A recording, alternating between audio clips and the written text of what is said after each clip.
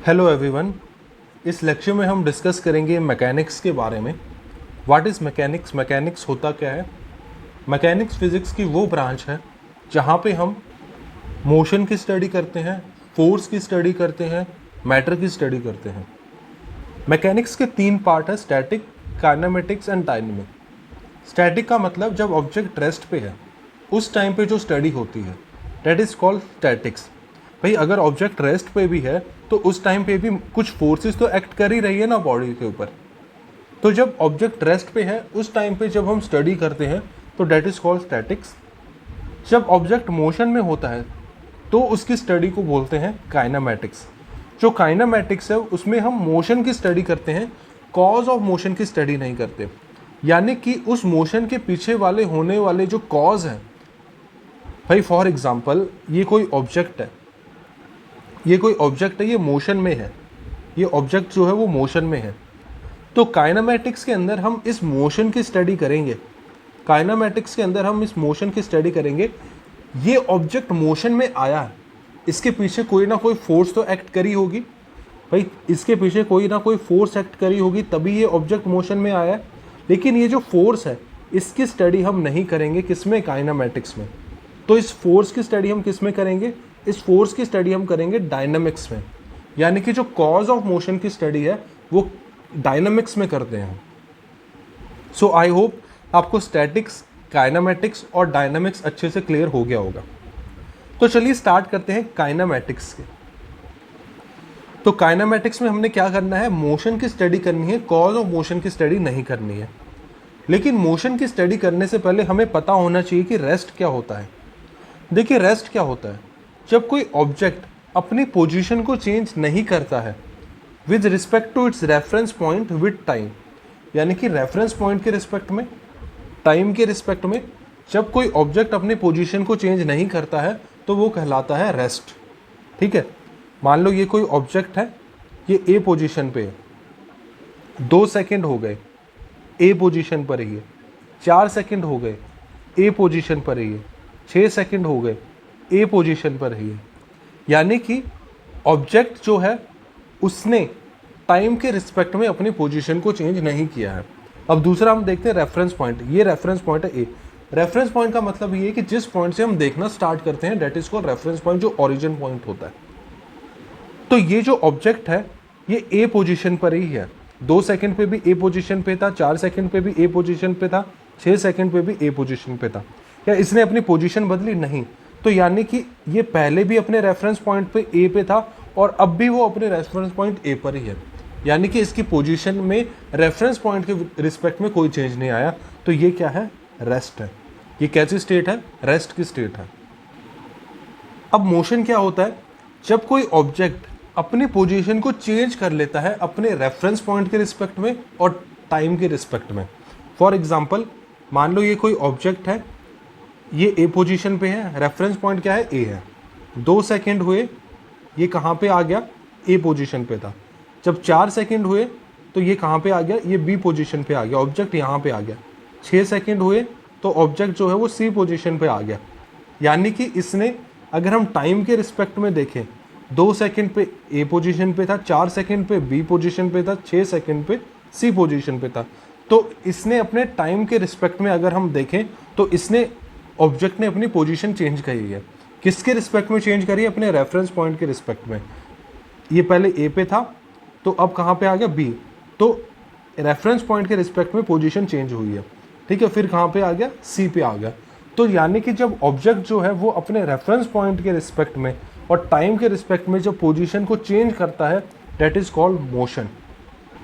वो जो स्टेट कहलाती है वो मोशन की स्टेट कहलाती है। किसी भी ऑब्जेक्ट की पोजीशन को लोकेट करने के लिए हमें क्या ज़रूरत पड़ती है, फ्रेम ऑफ रेफरेंस की ज़रूरत पड़ती है।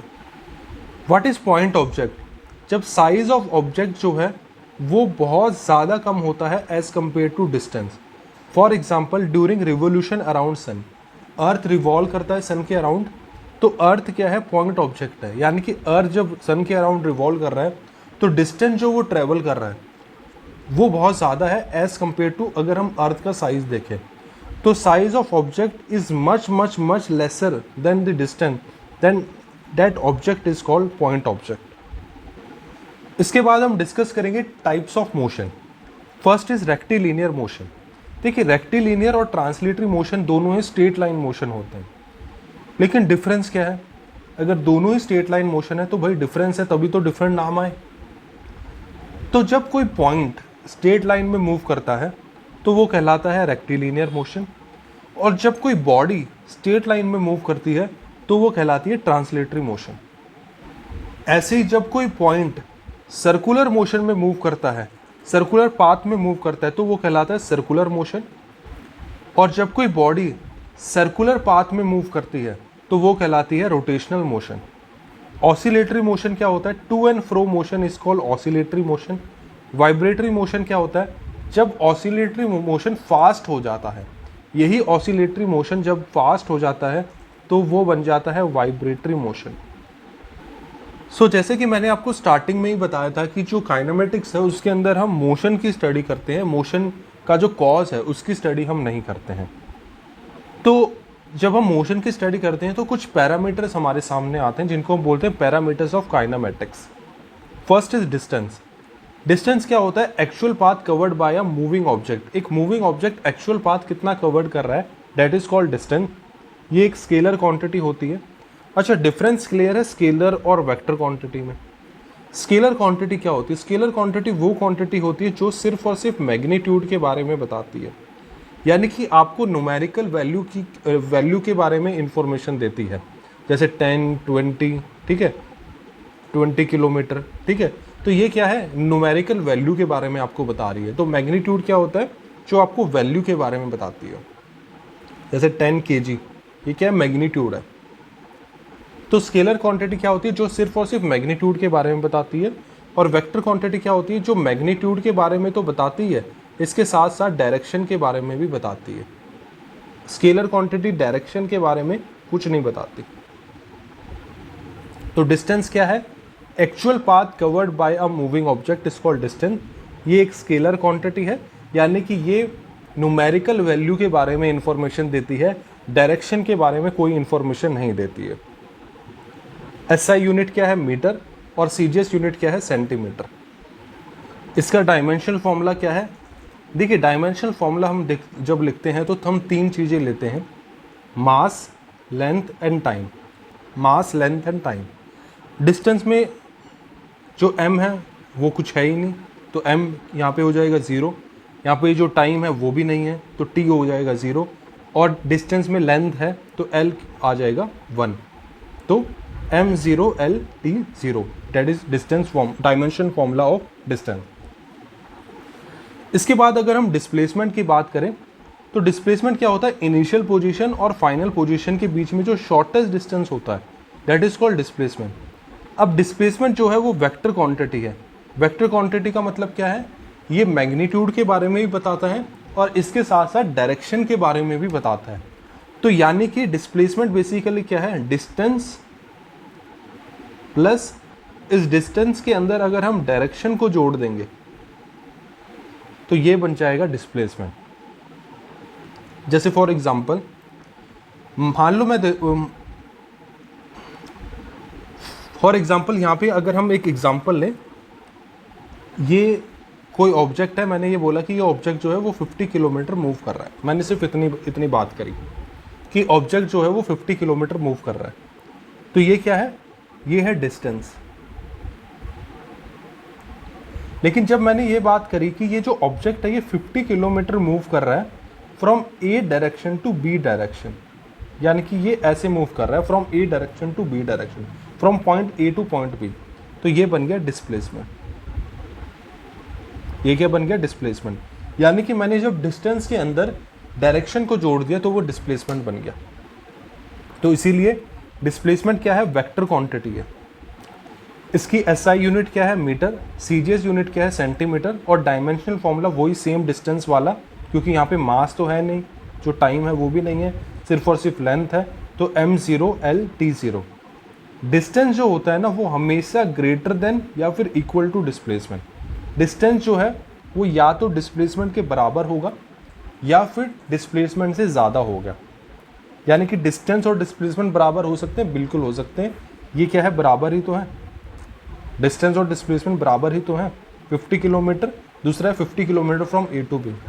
तो डिस्टेंस और डिस्प्लेसमेंट बराबर हो सकते हैं, लेकिन डिस्टेंस जो है वो ज़्यादा भी हो सकता है डिस्प्लेसमेंट के। इसका मतलब क्या हुआ कि डिस्प्लेसमेंट जो है वो कभी डिस्टेंस से ज़्यादा नहीं हो सकता।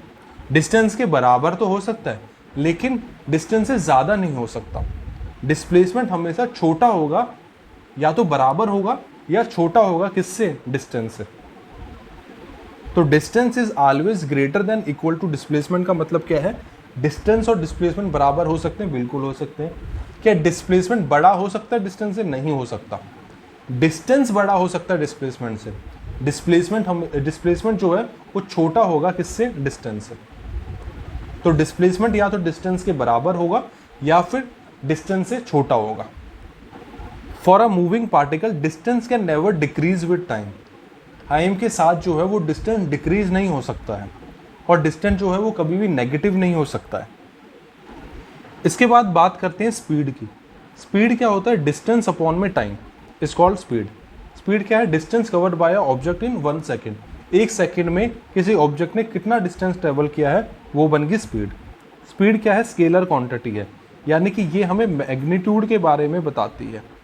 स्केलर क्वांटिटी का मतलब क्या है, इसके पास सिर्फ और सिर्फ मैग्नीट्यूड है, डायरेक्शन नहीं है। सिर्फ और सिर्फ क्या है, मैग्नीट्यूड है। यानी कि हमने बोला 50 किलोमीटर पर आवर, ये क्या है, स्पीड है। एसआई यूनिट क्या है, मीटर पर सेकेंड। सीजीएस यूनिट क्या है, सेंटीमीटर पर सेकेंड। हायर यूनिट की अगर हम बात करें तो यहाँ पे किलोमीटर पर आवर आ जाएगा। इसका डायमेंशन फॉर्मूला की अगर हम बात करें तो देखो मीटर पर सेकेंड है, ठीक है। तो एक तो इसमें लेंथ है, क्या इसमें मास है, नहीं है, तो m0। लेंथ है तो l, अपॉन में सेकंड है, मीटर पर सेकंड। तो अगर मैं इस सेकंड को ऊपर लेकर के आऊँ तो ये बन जाएगा ms-1, ठीक है। तो सेकंड क्या है, टाइम है, तो t-1। तो डायमेंशन फॉर्मूला स्पीड का कितना आ गया, m0l-t-1। जो स्पीड होती है वो दो टाइप की होती है, एक होती है एवरेज स्पीड और दूसरी होती है इंस्टेंटेनियस स्पीड। अब एवरेज स्पीड क्या होता है, टोटल डिस्टेंस अपॉन में total time is average speed. या फिर हम एक और फॉर्मूला है, ये न्यूमेरिकल में यूज होता है। यहाँ पे जब जो है वो दो स्पीड दे रखी होती है या दो वेलोसिटी दे रखी होती है, तो वो एवरेज स्पीड या फिर एवरेज वेलोसिटी निकालने के बारे में पूछता है। तो 2v1 v2 अपॉन में v1 प्लस v2, इस फॉर्मूले का यूज करना है उस टाइम पे। डिस्टेंस और जो टाइम दे रखा है तो एवरेज स्पीड निकलेगी, टोटल डिस्टेंस अपॉन में टोटल टाइम।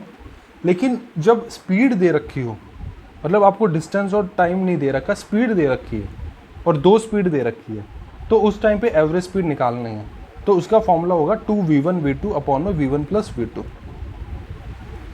इंस्टेंटेनियस स्पीड की अगर हम बात करें तो इंस्टेंटेनियस स्पीड का मतलब ये होता है कि किसी पर्टिकुलर इंस्टेंट टाइम पे, किसी पर्टिकुलर टाइम पे कितनी स्पीड है, किसी ऑब्जेक्ट की किसी पर्टिकुलर टाइम पे कितनी स्पीड है, that is called instantaneous speed.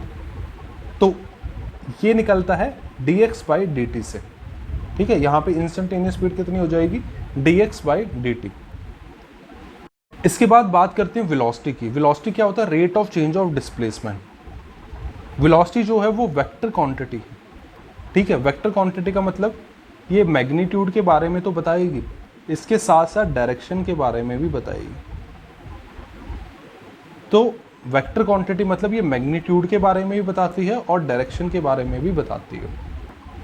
SI unit क्या है, मीटर पर सेकेंड। जैसे फॉर एग्जांपल यहाँ पे हम यही एग्जांपल ले सकते हैं, भाई मान लो ये कोई ऑब्जेक्ट है, ये ए पोजीशन से बी पोजीशन की तरफ जा रहा है, ठीक है। कितने से जा रहा है, मान लो मैंने सिंपली बोला कि ऑब्जेक्ट जो है वो 50 किलोमीटर पर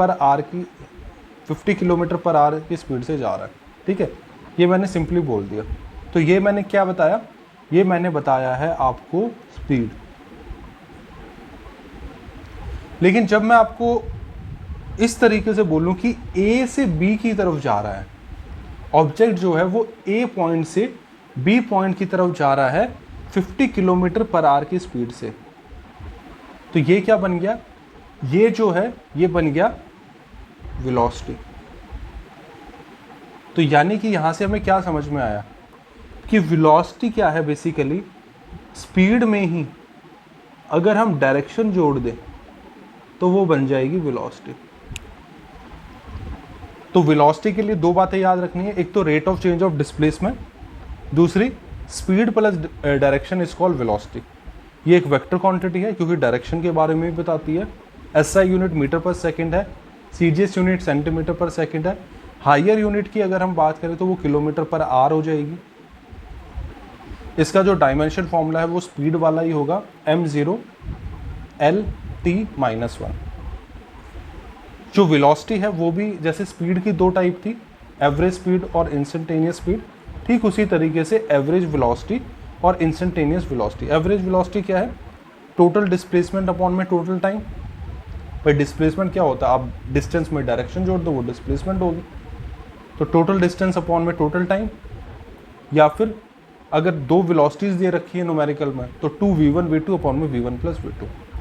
और इंस्टेंटेनियस वेलोसिटी क्या होता है, dx/dt, change in displacement with respect to time. जो एवरेज स्पीड है वो जीरो नहीं हो सकती है, एवरेज स्पीड जो है वो जीरो नहीं हो सकती, एवरेज स्पीड जो है वो नेगेटिव नहीं हो सकती।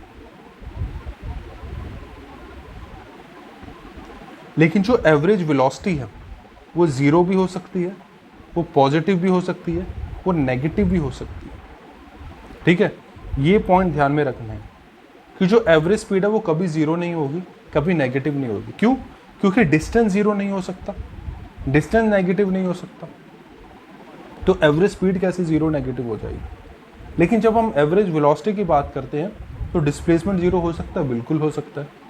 डिस्प्लेसमेंट पॉजिटिव भी हो सकता है, पॉजिटिव होता ही है, और डिस्प्लेसमेंट नेगेटिव भी हो सकता है। तो एवरेज वेलोसिटी भी जो है वो जीरो, पॉजिटिव और नेगेटिव हो सकती है। वेलोसिटी अगर कांस्टेंट है तो स्पीड भी कांस्टेंट होगी ही होगी, मस्ट है। अगर वेलोसिटी कांस्टेंट है तो स्पीड भी कांस्टेंट होगी। भाई मैं बोल रहा हूँ आपको कि वेलोसिटी कितनी है, मान लो 50 किलोमीटर पर आवर की स्पीड से वो लगातार ए से बी की तरफ इसी स्पीड से जा रही है, इसी वेलोसिटी से वो जा रही है ए से बी तक 50 किलोमीटर पर आवर। तो भाई स्पीड भी तो कांस्टेंट होगी, स्पीड भी क्या होगी, 50 किलोमीटर पर आवर ही होगी। तो वेलोसिटी अगर कांस्टेंट है तो स्पीड भी कांस्टेंट है। लेकिन अगर स्पीड कांस्टेंट है, मान लो मैंने बोला कोई ऑब्जेक्ट है वो 50 किलोमीटर पर आवर जा रहा है, स्पीड कांस्टेंट है, मतलब लगातार जो है वो 50 किलोमीटर पर आवर ही जा रहा है, वो कोई चेंज नहीं आया, 50 से ना 55 हुआ ना 45 हुआ। ठीक है, 50 किलोमीटर पर आवर से जा रहा है, स्पीड क्या है, कांस्टेंट है। लेकिन ज़रूरी नहीं है कि वेलोसिटी भी कांस्टेंट हो, वेलोसिटी कांस्टेंट हो भी सकती है और नहीं भी हो सकती है, मे और मे नॉट बी कांस्टेंट। क्योंकि वेलोसिटी क्या होती है, मैंने आपको कंसेप्ट बताया वेलोसिटी का। वेलोसिटी क्या होती है, स्पीड प्लस डायरेक्शन। तो स्पीड तो कांस्टेंट है 50 किलोमीटर पर आवर, लेकिन डायरेक्शन में तो बदलाव आ सकता है ना। ज़रूरी थोड़ी कि ए से बी तक ही वो जाए, इसी तरीके से मान लो जा रहा है, ठीक है, तो डायरेक्शन तो चेंज हो सकती है ना, ए से बी से जाके फिर बी से ऐसे सी की तरफ जा सकता है, फिर सी से डी की तरफ, इस तरीके से वो जा सकता है, फिर यहाँ से निकल सकता है, किसी भी तरीके से, मतलब डायरेक्शन के अंदर चेंज आ सकता है। ठीक है 50 किलोमीटर पर आ रही, लेकिन डायरेक्शन में चेंज आ रहा है। तो क्या है, वेलोसिटी क्या है, स्पीड प्लस डायरेक्शन। तो डायरेक्शन में चेंजेस आ सकते हैं, तो इसीलिए अगर डायरेक्शन में कोई चेंज, अब यहाँ पे डायरेक्शन पे डिपेंड करेगा ना, मान लो डायरेक्शन में बिल्कुल भी चेंज ना आए तो स्पीड और वेलोसिटी जो है वो कांस्टेंट होगी। अब डायरेक्शन में अगर चेंज आ जाए तो स्पीड 50 किलोमीटर पर आ रही है, लेकिन डायरेक्शन में चेंज आ गया, तो इसका मतलब क्या हुआ, इसका मतलब ये हुआ वेलोसिटी में चेंज आ गया, वेलोसिटी कांस्टेंट नहीं रही है। तो अगर वेलोसिटी कांस्टेंट है तो स्पीड जो है वो कांस्टेंट होगी होगी, लेकिन अगर स्पीड कांस्टेंट है तो वेलोसिटी कांस्टेंट हो भी सकती है और नहीं भी हो सकती है, वो डिपेंड करेगा डायरेक्शन चेंज हुआ है या नहीं है। अगर डायरेक्शन चेंज नहीं हुआ तो जो स्पीड है वही वेलोसिटी है, स्पीड वेलोसिटी कांस्टेंट है। लेकिन डायरेक्शन चेंज हो गया है तो स्पीड और वेलोसिटी जो है वो बराबर नहीं होगी, वो कांस्टेंट नहीं होगी। ठीक है, तो वेलोसिटी जो है वो चेंज हो जाएगी। तो सारा खेल डिपेंड करेगा डायरेक्शन के ऊपर। अगर डायरेक्शन में चेंज आया तो वेलोसिटी में चेंज आया। भाई आप देखो ना, मान लो ये 50 किलोमीटर पर आवर से जा रहा था ए से बी, इसके बाद ये बी से सी की तरफ जब जाएगा, ठीक है, तो डायरेक्शन में एक चेंज आएगा। तो जब ये डायरेक्शन में चेंज आएगा तो स्पीड के अंदर भी चेंज आएगा, तो ओवरऑल वेलोसिटी के अंदर भी चेंज आ जाएगा। डायरेक्शन चेंज होते ही जो है वो चेंज आ जाएगा किसके अंदर, स्पीड के अंदर, ठीक है। मान लो आप ऐसे जा रहे हो, ये गाड़ी भी ऐसे जा रही है, दोनों 50 किलोमीटर पर आवर की स्पीड से जा रही है। तो ये वाली जो गाड़ी है ये मान लो इसी तरीके से जाई जा रही है ये 50 किलोमीटर, लेकिन इसने थोड़ा सा डायरेक्शन ऐसे बदल लिया। तो अब जब ये 50 किलोमीटर यहाँ तक 50 किलोमीटर पर आवर की स्पीड से जाएगी, लेकिन जैसे ही ये डायरेक्शन बदलेगी तो इसको अपनी स्पीड थोड़ी स्लो करनी पड़ेगी, तो स्पीड में भी चेंज आएगा। तो स्पीड और वेलोसिटी जब दोनों कांस्टेंट हैं तो क्या है, अगर स्पीड कांस्टेंट है तो वेलोसिटी कांस्टेंट हो भी सकती है और नहीं भी हो सकती है। अगर कोई डायरेक्शन में चेंज नहीं आ रहा है तो स्पीड वेलोसिटी कांस्टेंट है, और अगर डायरेक्शन में चेंज आ जाए तो स्पीड वेलोसिटी कांस्टेंट नहीं है। अब एक्सेलरेशन क्या होता है? एक्सेलरेशन होता है rate of change of velocity of an object. Rate of change of velocity of an object, velocity किस रेट से चेंज हो रही है, ठीक है, तो उसको कहते हैं acceleration. a is equal to V minus U upon T. तो जब हम रेट देखते हैं तो हम इनिशियल फाइनल देखते हैं, ठीक है। जब हम रेट की बात करते हैं ना, कोई चीज़ किस रेट से चेंज हो रही है, तो हम उसमें देखते हैं कि भाई फाइनल क्या था और इनिशियल क्या है, ठीक है। तो भाई जब हमें इनिशियल फाइनल पता होगा तभी तो हम बता पाएंगे ये इस रेट से चेंज हुआ, ठीक है। तो यहाँ पे क्या है, वेलोसिटी का रेट चेंज हो रहा है। तो वेलोसिटी के रेट में कितना चेंज आया ये कैसे पता चलेगा, जब हमें फाइनल वेलोसिटी पता होगी और इनिशियल वेलोसिटी पता होगी। तो इसीलिए इसका फॉर्मूला बन जाता है v minus U upon T. v क्या है, v है फाइनल वेलोसिटी, u क्या है, u है इनिशियल वेलोसिटी। तो एक्सेलरेशन क्या बन गया, v माइनस यू अपॉन में t। एक्सेलरेशन एक वेक्टर क्वांटिटी है। वेक्टर क्वांटिटी है, इसका मतलब क्या हुआ, ये डायरेक्शन के बारे में भी बताता है। भाई यहाँ पे वेलोसिटी आ रहा है, final velocity minus initial velocity upon में टाइम इज एक्सेलरेशन। वेलोसिटी क्या है, वेलोसिटी वेक्टर क्वांटिटी है, तो एक्सेलरेशन क्या होगा, वेक्टर क्वांटिटी होगा। इसकी जो एसआई यूनिट है वो है मीटर पर सेकंड स्क्वायर। एसआई यूनिट क्या है, मीटर पर सेकंड स्क्वायर। सीजीएस यूनिट क्या है, सेंटीमीटर पर सेकंड स्क्वायर। इसका डायमेंशन फॉर्मूला अगर हम निकालें, क्या इसमें मास है, नहीं है, तो m0। लेंथ है, आप खुद देखो, मीटर पर सेकंड स्क्वायर, मीटर क्या है, लेंथ है, तो लेंथ है तो L1। टी टाइम है, यस, सेकंड स्क्वायर। जब हम इसको ऊपर लेकर के जाएंगे तो ms-2। तो यहाँ पे जो सेकंड है वो क्या है, टाइम है, तो s-2 है, यहाँ पे हम लिखेंगे t-2। तो m0 L1 t-2। तो ये इसका डायमेंशन फॉर्मूला बन गया। Direction of acceleration is same as that of velocity. भाई जो डायरेक्शन वेलोसिटी की होगी, भाई वेलोसिटी में चेंज आना यानी कि इज कॉल्ड एक्सेलरेशन। तो जो वेलोसिटी का डायरेक्शन होगा वही एक्सेलरेशन का डायरेक्शन होगा, क्योंकि एक्सेलरेशन किसके ऊपर डिपेंड कर रहा है, चेंज इन वेलोसिटी के ऊपर, कि वेलोसिटी में कितना चेंज आ रहा है, rate of change of velocity of an object. तो एक्सेलरेशन क्या हो गया, v माइनस यू अपॉन में t। तो जो वेलोसिटी का डायरेक्शन होगा वही एक्सेलरेशन का डायरेक्शन होगा। सो जब हम बात करते हैं चेंज इन वेलोसिटी की, तो चेंज इन वेलोसिटी का मतलब क्या है, चेंज इन वेलोसिटी का मतलब है कि डायरेक्शन ऑफ वेलोसिटी में चेंज आना। चेंज इन वेलोसिटी का मतलब है मैग्नीट्यूड ऑफ वेलोसिटी में चेंज आना, बिल्कुल सही बात है। चेंज इन वेलोसिटी का मतलब है मैग्नीट्यूड और डायरेक्शन दोनों में चेंज आना, ठीक है। तो चेंज इन वेलोसिटी का मतलब ये है कि भाई जो डायरेक्शन है उसमें चेंज आया है, मैग्नीट्यूड है उसमें चेंज आया है, और मैग्नीट्यूड डायरेक्शन दोनों में भी चेंज आ सकता है। तो तीनों में से कुछ भी हो, वेलोसिटी के अंदर चेंज आया, डायरेक्शन के अंदर चेंज आया, वेलोसिटी में चेंज आया, मैग्नीट्यूड के अंदर चेंज आया, वेलोसिटी में चेंज आया, मैग्नीट्यूड और डायरेक्शन दोनों में चेंज आया, वेलोसिटी में चेंज आया। So change in velocity mean direction of velocity changes, magnitude of velocity changes, magnitude as well as direction of velocity changes. इसके बाद एक्सेलरेशन की जो टाइप्स होती हैं उसके बारे में थोड़ा सा डिस्कशन करते हैं।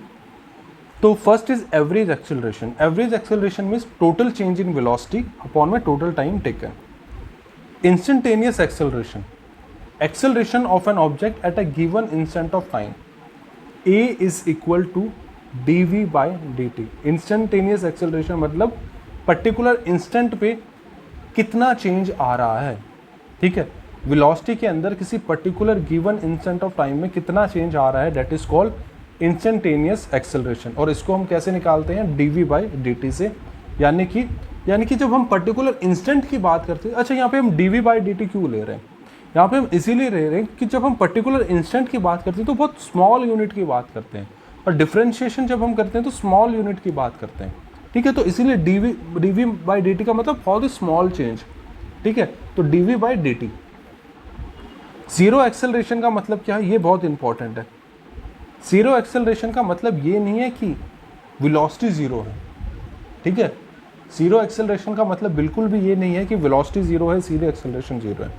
देखिए एक्सेलरेशन क्या होता है, चेंज इन वेलोसिटी अपॉन में टाइम. क्या जो टाइम है वो जीरो हो सकता है, जो टाइम है वो तो जीरो नहीं हो सकता, टाइम जीरो नहीं हो सकता. चेंज इन वेलोसिटी को जीरो होना पड़ेगा. तो जब चेंज इन वेलोसिटी, तो यहाँ पे जो जीरो है वो वेलोसिटी नहीं है, वो चेंज इन वेलोसिटी है. यानी कि v minus U is zero. और v माइनस यू जीरो होने का मतलब क्या है, v minus U equal to zero means v is equal to U. तो यानी कि जब फाइनल वेलोसिटी और इनिशियल वेलोसिटी दोनों इक्वल होगी तो हम बोलेंगे ये zero acceleration. So initial velocity is equal to final velocity. इसका मतलब क्या हुआ, वेलोसिटी जो है वो कांस्टेंट है. वेलोसिटी कांस्टेंट होने का मतलब क्या है, यूनिफॉर्म वेलोसिटी है. तो जीरो एक्सेलरेशन मीन्स जब velocity is constant, velocity is constant. Zero acceleration का मतलब ये नहीं कि वेलोसिटी जीरो है, जीरो एक्सेलरेशन का मतलब ये है कि वेलोसिटी कांस्टेंट है, यूनिफॉर्म वेलोसिटी है. यूनिफॉर्म एक्सेलरेशन क्या होता है, change of equal velocity in equal interval of time. Change of equal velocity in equal interval of time. यहां पे दो शब्द इंपॉर्टेंट है, equal velocity in equal interval of time. Change of equal velocity in equal interval of time. इसका मतलब क्या हुआ, इसका मतलब ये हुआ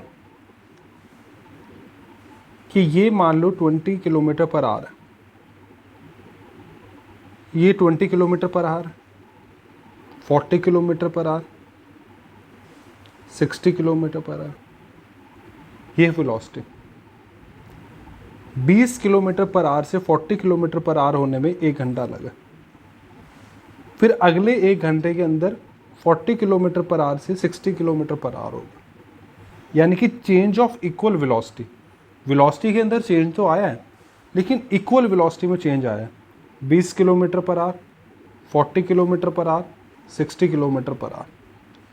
यानी कि हर 1 घंटा जो है, जो वेलोसिटी है, वो जो चेंज हुई है वो 20 किलोमीटर पर आवर से हुई है हर 1 घंटे में. तो change of equal velocity in equal interval of time. Non uniform acceleration क्या होगा, अगर मैं आपसे पूछूं कि नॉन यूनिफॉर्म एक्सेलरेशन क्या होगा, नॉन यूनिफॉर्म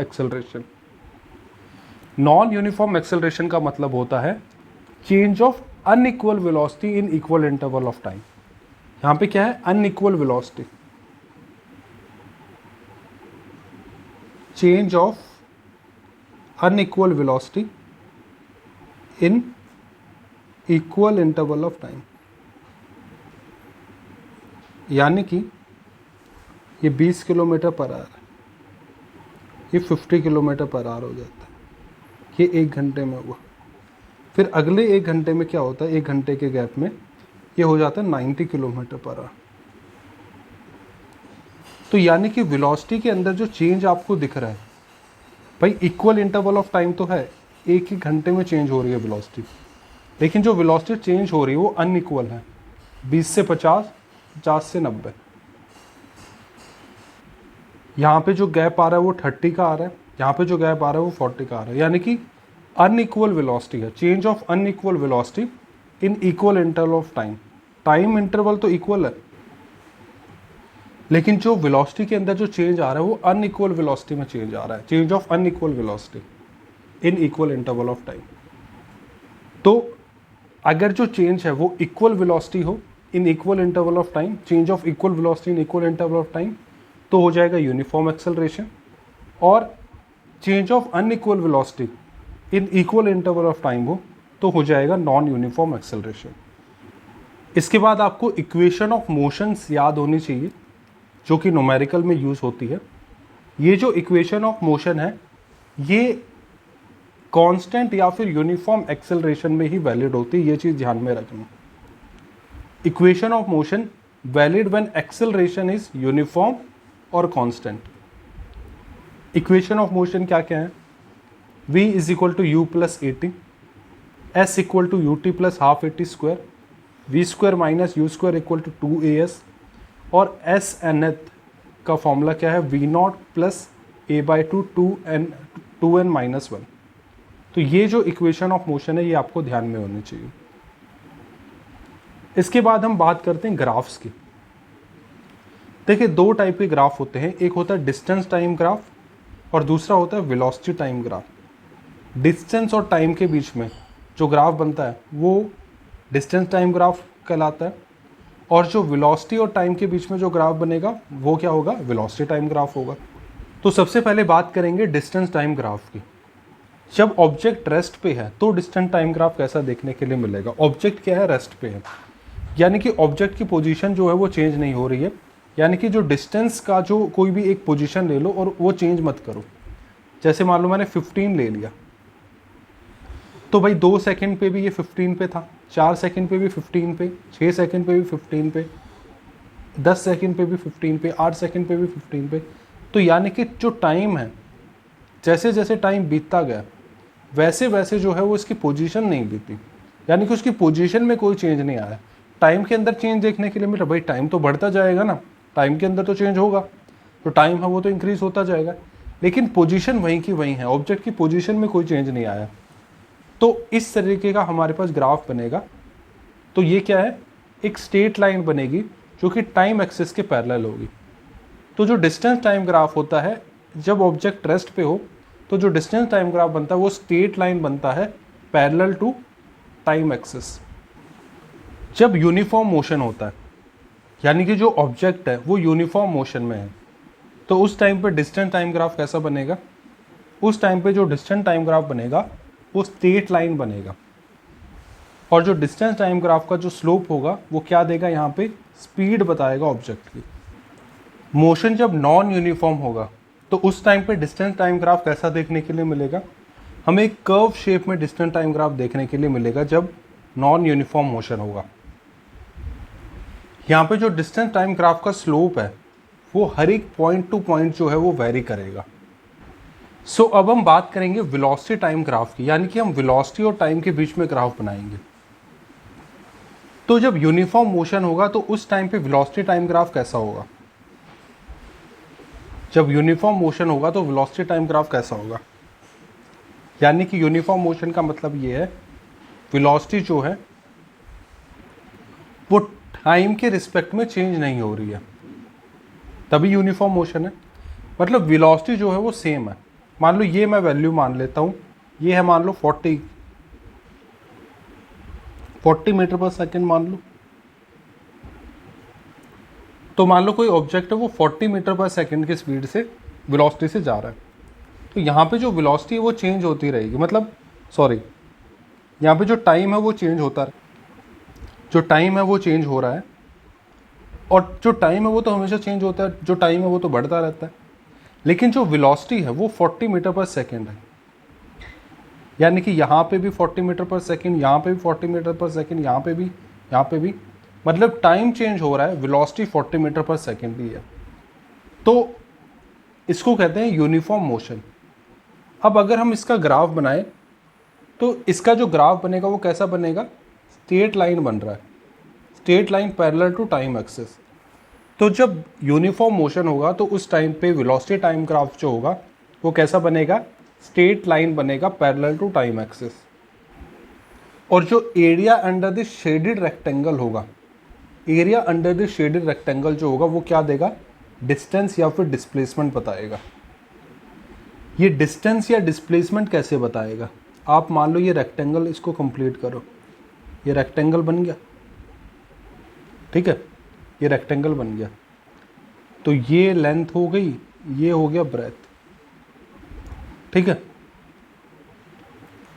अब ये क्या है, ये किसके पैरेलल है, ये टाइम एक्सिस के पैरेलल है, तो ये क्या हो गया, ये सेकंड हो गया, ये सेकंड हो गया। ये क्या है, ये वेलोसिटी है, ये क्या हो गया, मीटर पर सेकंड हो गया, सेकंड से सेकंड कट गया तो क्या आ गया, मीटर। मीटर क्या है, या तो ये डिस्टेंस हो सकता है या फिर ये डिस्प्लेसमेंट हो सकता है, ठीक है। तो area under the shaded rectangle क्या बताएगा, डिस्टेंस या फिर डिस्प्लेसमेंट। सेकंड आता है यूनिफॉर्म एक्सेलरेटेड मोशन। जब यूनिफॉर्म एक्सेलरेटेड मोशन होगा तो वेलोसिटी टाइम ग्राफ कैसा देखने के लिए मिलेगा, तो यहाँ पे जो है वेलोसिटी जो है वो इंक्रीज होती रहेगी टाइम के रिस्पेक्ट में। तो वेलोसिटी टाइम ग्राफ जो यहाँ पे देखने के लिए मिलेगा वो कैसा मिलेगा, straight line parallel, straight line passing through origin, straight line passing through origin. यहाँ पे इनिशियल वेलोसिटी 0 है तो ये ओरिजिन से पास हो रही है। यहाँ पे जो स्लोप होगा वेलोसिटी टाइम ग्राफ का वो क्या होगा, यूनिफॉर्म एक्सेलरेशन होगा। Slope of velocity time graph क्या होगा, यहाँ पे यूनिफॉर्म एक्सेलरेशन होगा। और एरिया अंडर शेडेड पोर्शन क्या होगा, डिस्टेंस या फिर डिस्प्लेसमेंट।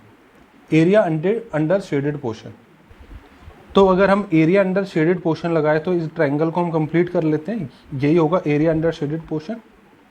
तो हाफ बेस इनटू हाइट होता है, तो हाफ बेस क्या है, टाइम है सेकंड, और हाइट क्या है, वेलोसिटी है, ठीक है, मीटर पर सेकंड। सेकंड से सेकंड कट गया, मीटर अपॉन में 2, तो ये क्या हो गया, ये भी भाई आप डिस्टेंस अपॉन में 2, मीटर अपॉन 2 करोगे तो क्या आएगा, मीटर ही आएगा, ठीक है। तो यानी कि आपको ओवरऑल रिजल्ट क्या मिलेगा, डिस्टेंस मिलेगा या फिर डिस्प्लेसमेंट मिलेगा।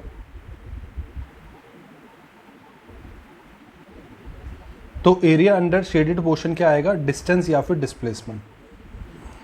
अब मान लो यूनिफॉर्म एक्सेलरेटेड मोशन तो है लेकिन ओरिजिन से स्टार्ट नहीं हुआ, किसी फाइनाइट वैल्यू से स्टार्ट हुआ है। मान लो 0 मीटर पर सेकंड से स्टार्ट ना होकर के मान लो 10 मीटर पर सेकंड से स्टार्ट हुआ है, ठीक है। यहाँ पे इनिशियल वेलोसिटी 0 नहीं है, कोई फाइनाइट वैल्यू है, इसीलिए ये जो ग्राफ बनेगा ये straight line passing through origin नहीं बनेगा। स्ट्रेट लाइन तो होगी लेकिन ये ओरिजिन से मतलब पास नहीं हो रही होगी, ये किसी फाइनाइट वैल्यू से पास हो रही है, क्योंकि इनिशियल वेलोसिटी 0 नहीं है इस केस में इनिशियल वेलोसिटी 0 नहीं है। यूनिफॉर्मली रिटार्डेड मोशन की अगर हम बात करें, रिटार्डेड मोशन का मतलब क्या है, यूनिफॉर्मली रिटार्डेड मोशन यानी कि जो वेलोसिटी है वो यूनिफॉर्मली डिक्रीज हो रही है। वेलोसिटी ऑफ एन ऑब्जेक्ट, जो ऑब्जेक्ट की वेलोसिटी है वो regularly goes on falling with time, time के साथ वो जो वेलोसिटी है वो चेंज हो रही है, और धीरे धीरे आके क्या होगा, एक ऐसा पॉइंट आएगा जहाँ पे ऑब्जेक्ट जो है वो रेस्ट पे आ जाएगा। इसको कहते हैं यूनिफॉर्मली रिटार्डेड मोशन। तो यहाँ पे इस तरीके का ग्राफ आपको देखने के लिए मिलेगा। लास्ट आता है नॉन यूनिफॉर्मली एक्सेलरेटेड मोशन, यानी कि जो मोशन है वो कैसे नॉन यूनिफॉर्मली एक्सेलरेटेड है।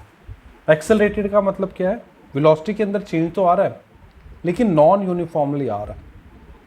तो यहाँ पे किस तरीके का ग्राफ बनेगा, यहाँ पे जिगजैग लाइन बनेगी आपकी, यहाँ पे जो वेलोसिटी टाइम ग्राफ बनेगा ये इस हिसाब से बनेगा, जिगजैग ग्राफ बनेगा, zigzag line of slope which shows object is moving with non uniform motion. Object कैसे मूव कर रहा है, नॉन यूनिफॉर्म मोशन। अब नॉन यूनिफॉर्म मोशन को अगर दिखाना है तो जो ग्राफ है वो कैसा बनेगा, वो जिगजैग बनेगा। तो नॉन यूनिफॉर्म एक्सेलरेटेड मोशन में नॉन यूनिफॉर्म एक्सेलरेटेड मोशन में जो वेलोसिटी टाइम ग्राफ होता है वो कैसा बनता है, जिगजैग बनता है, zigzag line of slope which shows object is moving with non uniform motion. So ये हमने पूरा आज के लेक्चर में मोशन के बारे में डिस्कस किया। आई होप आपको सारे कंसेप्ट अच्छे से क्लियर हुए होंगे। तो इस लेक्चर में इतना ही। Thank you and good